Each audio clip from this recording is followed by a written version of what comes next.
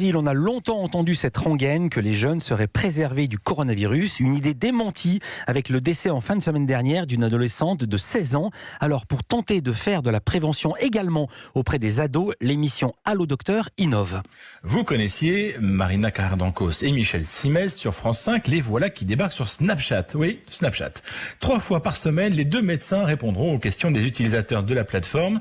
Vous savez, c'est une plateforme de messagerie éphémère très utilisée par les plus jeunes, d'où l'utilité de décliner le concept sur d'autres plateformes. Écoutez ce qu'en dit le producteur d'Allo Docteur, Olivier Levard. Allo Docteur existe déjà à la télévision et sur le web, mais on sait que sur les téléphones, sur Snap, on va encore toucher peut-être une autre population, une autre cible.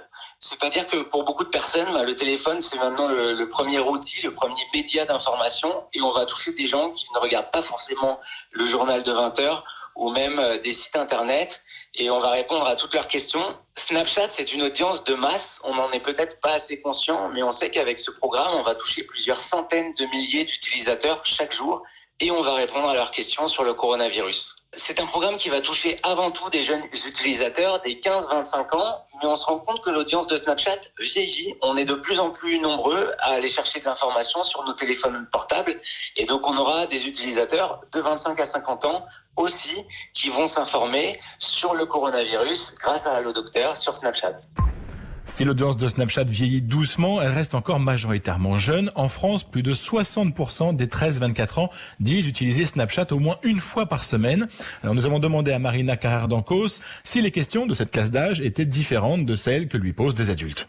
C'est vrai que la mort de cette adolescente de 16 ans change un peu la donne parce que tout d'un coup, ils se sentent eux aussi concernés et menacés. Bon, avant, ils sentaient que leurs parents et grands-parents éventuellement étaient menacés, mais eux personnellement un peu moins.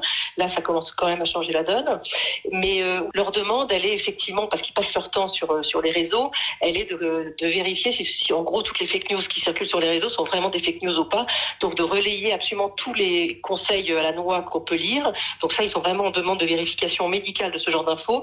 Et puis, ils veulent vraiment essayer de comprendre quand ils vont pouvoir sortir de ce confinement et si c'est vraiment essentiel de bien le respecter. C'est des questions qui arrivent, mais en permanence.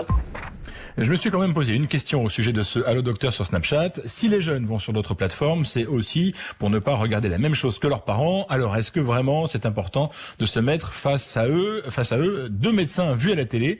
La réponse de Marina Carrère d'Ancos. C'est très important. D'abord, ils me connaissent maintenant en tant que médecin aussi, donc ça donne quand même une crédibilité pour apporter de l'info médicale.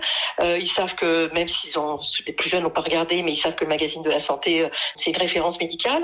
Et puis, par exemple, moi j'ai vu énormément de retours de la pastille que j'ai postée pour la façon dont on se lave les mains correctement en cette période épidémique, de gens jeunes qui l'ont vu, qui effectivement n'étaient pas des habitués du magazine et qui ont pris ça vraiment pour argent comptant, c'est vraiment pour une vraie crédibilité médicale. Donc oui, apparemment, ça a une vraie valeur que depuis 25 ans, je fasse de l'info médicale. Un dernier point clé concernant Snapchat, l'an dernier, que ce soit les 11-14 ans, les 15-19 ans ou les 19-24 ans, à chaque fois, c'était Snapchat qui ressortait comme l'application la plus utilisée. Allo Docteur sur Snapchat, ça commence aujourd'hui et les consultations auront lieu 3 fois par semaine.